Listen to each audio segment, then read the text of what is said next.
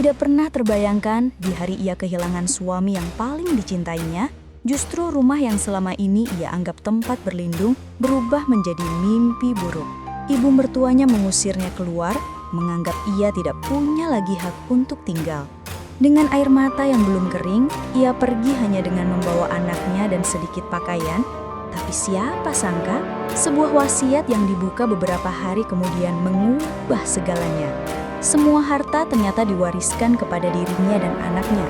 Dan saat kebenaran itu terungkap, seseorang yang dulu mengusirnya harus menanggung malu di depan keluarga dan tetangga. Jika kalian ingin tahu bagaimana kisah ini berakhir, jangan lupa like, komen, dan subscribe agar tidak ketinggalan cerita selanjutnya. Rumah itu dipenuhi aroma bunga duka yang mengering di sudut ruangan. Suasana hening, hanya terdengar isak pelan dari beberapa tamu yang masih bertahan. Alia berdiri di depan foto suaminya. Tangannya bergetar sambil memegang tangan anaknya yang belum mengerti apapun tentang kematian. Mata Alia sembab, tetapi ia berusaha tetap tegar. Sejak pagi ia belum berhenti menguatkan diri agar tidak roboh di hadapan semua orang. Di sisi lain ruangan, ibu mertuanya, Bu Ratna, duduk dengan wajah yang tidak sepenuhnya mencerminkan kesedihan. Wajahnya kaku, dingin, tatapannya selalu menghindari Alia. Bahkan ketika ada tamu yang mencoba menghibur Alia, Bu Ratna hanya melirik tajam seolah merasa terganggu. Beberapa keluarga memperhatikan, berbisik pelan, tapi tak berani mencampuri masalah yang sudah lama mereka tahu tetapi tidak pernah mereka bicarakan. Alia mencoba mendekati ibu mertuanya untuk menyampaikan rasa terima kasih karena telah mengizinkan pemakaman dilakukan di rumah keluarga besar. Namun sebelum kata-kata itu keluar, ibu mertuanya menjauh, berdiri, lalu berbicara tanpa memandang wajah Alia. Suaranya tajam, menusuk, dan membuat beberapa tamu terdiam. Ada hal-hal yang nanti harus kita bicarakan, tapi bukan sekarang, ucap Bu Ratna datar. Alia hanya mengangguk pelan. Ia tahu hubungan mereka tidak pernah benar-benar baik sejak hari pertama ia menikah dengan Ardi, suaminya.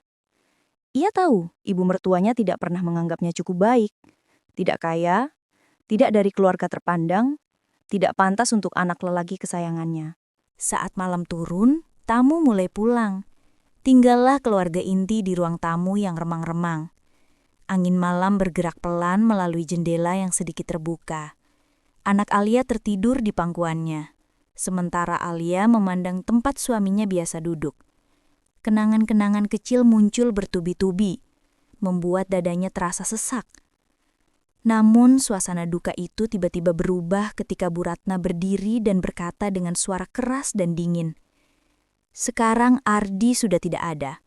Kamu tidak punya alasan lagi untuk tinggal di rumah ini." Seisi ruangan terdiam. Alia mengerjap, tak yakin dengan apa yang baru saja ia dengar. "Bu, maksud ibu?" tanyanya dengan suara yang hampir tidak keluar. "Kamu sudah cukup lama menumpang di sini. Mulai malam ini, kamu harus cari tempat lain. Aku tidak mau ada beban tambahan. Rumah ini bukan untuk orang luar." Orang luar. Kata itu menghantam dada Alia seperti palu raksasa. Beberapa kerabat hendak berbicara, namun Bu Ratna menatap mereka tajam, membuat semua orang kembali bungkam. Alia memeluk anaknya lebih erat. Tangannya gemetar. Ia ingin membela diri, ia ingin marah, ia ingin berteriak bahwa ia juga bagian dari keluarga ini. Tapi mulutnya keluh. Kesedihan, kehilangan, dan kelelahan bercampur menjadi satu, hingga ia hanya bisa menahan air mata yang terus mengalir tanpa suara. Ia menunduk dan berkata lirih, "Kalau itu keinginan ibu, saya akan pergi. Tak ada pelukan, tak ada kata maaf, tak ada belas kasih." Alia berdiri dengan hati yang hampir hancur. Dalam sekejap, rumah yang dulu ia anggap tempat berlindung berubah menjadi tempat yang menolaknya mentah-mentah. Dan tanpa ia sadari, langkah kecil pertama yang ia ambil malam itu akan menjadi jalan panjang menuju sebuah kebenaran yang kelak mengguncang seluruh keluarga. Cerita ini baru dimulai. Malam itu, Alia berdiri di depan rumah dengan koper kecil dan tas kain yang digenggam erat. Angin malam menusuk kulit. Namun dinginnya tak seberapa dibandingkan rasa pedih yang merambat di dadanya. Anak kecilnya terbangun karena udara yang menusuk. Menangis pelan sambil memanggil ayah yang tak akan kembali. Alia mencoba menenangkan sambil menahan diri agar tidak ikut menangis. Dari dalam rumah, pintu ditutup keras oleh Bu Ratna. Tanpa ucapan perpisahan, tanpa belas kasihan.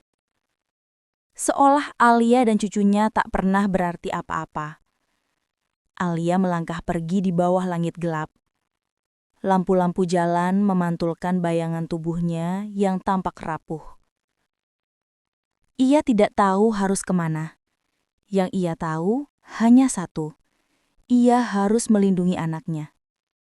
Ia berjalan menuju sebuah rumah kontrakan kecil yang pernah ia tinggali sebelum menikah.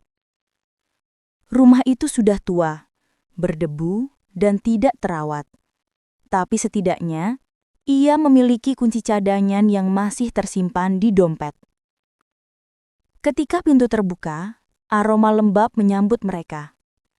Anak Alia merengek, ketakutan, tapi Alia memaksakan senyuman. "Tidak apa-apa, Nak. Kita di sini saja dulu," katanya sambil mengusap kepala kecil itu.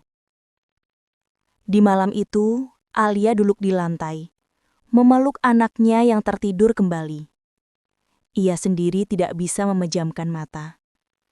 Ia memikirkan suaminya, Ardi. Pria yang selalu berjanji akan melindunginya. Pria yang mengatakan bahwa suatu hari, ia ingin membuat keluarga mereka hidup lebih layak, jauh dari konflik keluarga besar. Tapi takdir berkata lain. Ardi pergi terlalu cepat, meninggalkan Alia sendiri menghadapi badai yang bahkan tidak ia ciptakan. Di saat yang sama, di rumah besar keluarga Ardi, Bu Ratna duduk sambil menatap ruang tamu yang kini terasa kosong. Meski tampak tegas di luar, di dalam hatinya tersimpan rasa puas karena telah menyingkirkan menantu yang tidak pernah ia sukai. Ia merasa menjadi satu-satunya yang berhak atas seluruh harta anaknya. "Besok aku akan memanggil notaris," gumamnya. Semua ini harus cepat diurus. Namun ia tidak tahu, badai yang lebih besar sedang menunggu. Dan kali ini, bukan Alia yang akan tersapu habis. Malam berlalu pelan. Dan di balik segala kehancuran itu, takdir perlahan menyiapkan kejutan yang akan mengguncangkan seluruh hidup mereka. Keesokan harinya, Bu Ratna mulai sibuk mengatur ulang rumah besar itu. Ia membuka lemari Ardi, memindahkan barang-barangnya, bahkan mulai menyingkirkan beberapa yang menurutnya tidak berguna lagi. Tetangga yang melihat merasa ada yang aneh, tetapi mereka tetap diam. 1-2 orang sempat berbisik. Anaknya baru meninggal, tapi dia sudah sibuk urusan harta. Namun Bu Ratna tidak peduli. Ia merasa berkuasa. Di siang hari, seorang pria datang ke rumah itu. Rapi, membawa tas kerja dan langsung memperkenalkan diri sebagai pengacara pribadi Ardi. Bu Ratna langsung tercengang. "Pengacara? Untuk apa? Semua aset Ardi sudah jelas milik saya sebagai ibunya," ucap Bu Ratna sombong. Namun pria itu menjawab tenang. "Saya di sini untuk membacakan surat wasiat, dan sesuai aturan, keluarga inti harus hadir." Wajah Bu Ratna berubah. Ia tidak pernah tahu bahwa Ardi meninggalkan wasiat. "Siapa yang harus hadir?" tanyanya ragu. "Termasuk istri sah almarhum," jawab sang pengacara. Bu Ratna menggertakkan gigi. Nama yang paling tidak ingin ia dengar itu kembali muncul. Ia terdiam beberapa detik, lalu menjawab ketus. "Panggil saja, biar cepat selesai."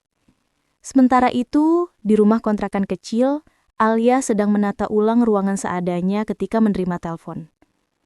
"Bu Alia, saya pengacara suami Anda. Kami perlu bertemu untuk pembacaan wasiat." Alia gemetar. "Wasiat? Suami saya meninggalkan wasiat?" "Iya, Bu, dan Anda wajib hadir." Alia menatap anaknya. Jantungnya berdetak cepat. Ada ketakutan, ada harapan kecil, ada rasa tidak percaya. Ia tidak tahu apa yang akan terjadi. Tetapi ia tahu satu hal. Ia harus datang. Sore itu, saat matahari tenggelam, Alia mendekap anaknya dan berjalan menuju takdir yang menantinya. Sebuah takdir yang akan mengubah segalanya. Di ruang tamu rumah besar itu, keluarga besar sudah berkumpul. Suasana tegang, berbeda jauh dari saat pemakaman.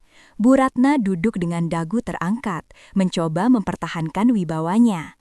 Ketika Alia masuk membawa anaknya, beberapa keluarga langsung terdiam. Sebagian iba, sebagian lainnya masih memandang rendah. Bu Ratna hanya melirik sekilas, dingin. Pengacara itu membuka dokumen, lalu berkata, "Baik, saya akan mulai." Setiap pasal dibacakan perlahan, semua mendengarkan dengan cemas, hingga akhirnya bagian paling penting itu keluar. Dengan penuh kesadaran, saya, Ardi Saputra, menyatakan bahwa seluruh harta, tabungan, rumah, tanah, serta usaha kecil keluarga, saya wariskan sepenuhnya kepada istri saya, Alia, dan anak kami. Ruangan membeku, tidak ada yang bernafas, semua mata membelalak. Sementara Alia menutup mulutnya, hampir tidak percaya. Pengacara melanjutkan, tidak ada satupun bagian warisan yang ditujukan kepada pihak lain, semuanya untuk keluarga inti, istri dan anak. Ibu mertua berdiri tiba-tiba, kursinya bergeser keras. Tidak, itu tidak mungkin. Ardi tidak akan melakukan itu. Ini pasti manipulasi. Pengacara tetap tenang. Wasiat ini dibuat 6 bulan sebelum almarhum meninggal, ditandatangani resmi, disahkan notaris, dan disimpan di kantor kami. Bu Ratna gemetar, sekujur wajahnya pucat, pandangan keluarga tertuju padanya, beberapa bahkan mulai berbisik. Reputasi yang ia bangun selama ini runtuh seketika. Semua tahu ia telah mengusir menantu yang sah, padahal seluruh harta anaknya ternyata bukan miliknya. Ia terduduk lemas. Alia hanya menunduk, tidak merasa menang, tidak merasa puas, hanya sedih melihat betapa cepat dunia berputar. Adegan itu menjadi titik balik.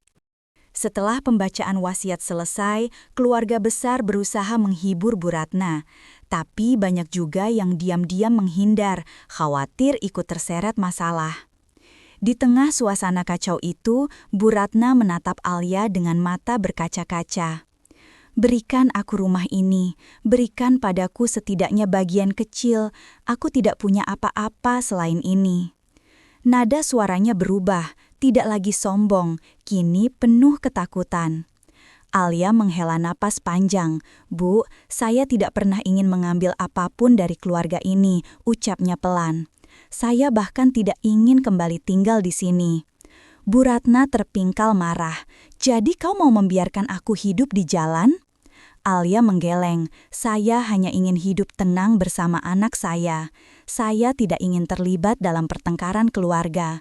Saya tidak ingin harta. Saya hanya ingin kedamaian." Semua orang terdiam. Kata-kata itu bukan hanya jawaban, melainkan tamparan yang jauh lebih keras daripada balasan dendam. Di antara kerumunan, beberapa mulai memandang Alia dengan hormat. Sifatnya yang lembut dan tidak mendendam membuat posisi Bu Ratna makin terpojok. Alia kemudian berpamitan kepada pengacara untuk urusan administrasi berikutnya. Ia menggendong anaknya melewati keluarga besar yang masih terpaku tak percaya. Dengan langkah pelan namun mantap, Alia meninggalkan rumah besar itu untuk kedua kalinya, tetapi kali ini dengan kepala tegak. Beberapa minggu kemudian, proses hukum selesai. Semua aset resmi berpindah kepada Alia dan anaknya. Namun, ia memilih menjual sebagian besar dan menyisakan secukupnya untuk masa depan. Ia membeli rumah kecil di kota lain, jauh dari konflik keluarga yang hampir menghancurkannya. Di rumah barunya yang sederhana, Alia mulai membangun hidup baru. Ia membuka usaha kecil-kecilan, memulai dari nol dengan tenang. Ia melihat anaknya berlari di halaman kecil, tertawa bebas tanpa ketakutan, dan itulah kebahagiaan terbesar besar baginya. Sementara itu, Bu Ratna perlahan kehilangan wibawanya. Tetangga menjauhinya, keluarga besar tidak lagi menghormatinya. Reputasinya runtuh, bukan karena Alia, tetapi karena sikapnya sendiri. Kadang-kadang, saat malam tiba, Bu Ratna berdiri sendirian di depan rumah besar yang sudah kosong, menatap pintu yang pernah ia tutup dengan kejam pada menantunya. Kini penyesalan menjadi satu-satunya yang menemani usia tuanya. Alia di tempat lain menutup buku harian kecilnya sambil tersenyum tipis. Ia tidak membalas dendam, tidak menunjukkan amarah, bahkan tidak meminta apapun. Ia hanya memilih pergi, memilih damai, memilih hidup sederhana bersama anaknya. Dan pada akhirnya, itu menjadi kemenangan terbesar.